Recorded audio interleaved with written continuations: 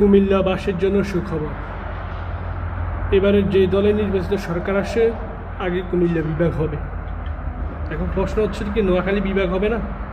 নোয়াখালী তো বিভাগ হবে না। বর্তমান সরকার কুমিল্লাকে বিভাগ দিতে পারছে না, কারণ নোয়াখালী বর্তমান সরকারের বাসভবনে পর্যন্ত পৌঁছায় গেছে। নোয়াখালীর শক্তির সাথে বর্তমান সরকারের তুলায় না, পারে না।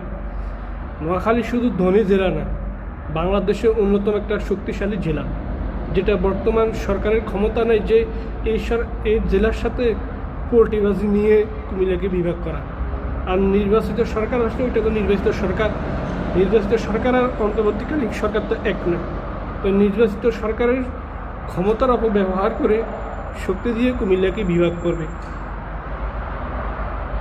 নির্বাচিত সরকার যে আসুক, ৩৬ জুলাই মাথায় রেখে যে কোনো কাজে করেন না কেন করবেন, কারণ দেশের মানুষ এখন রাস্তায় নামতে, জীবন দিতে, প্রতিবাদ করতে শিখে গিয়েছে। নোয়াখালী যদি কইছিলাম শুধু ধনী না, শক্তিশালী একটা জেলা। নোয়াখালীর সাথে কখনো পোল্টিবাজি কখনো করার চেষ্টা করবেন না। কুমিল্লাকে রাষ্ট্র ঘোষণা করে দেন, সমস্যা নেই, কিন্তু নোয়াখালী, লক্ষ্মীপুর, ফেনী জেলাকে কখনো যুক্ত করবেন না।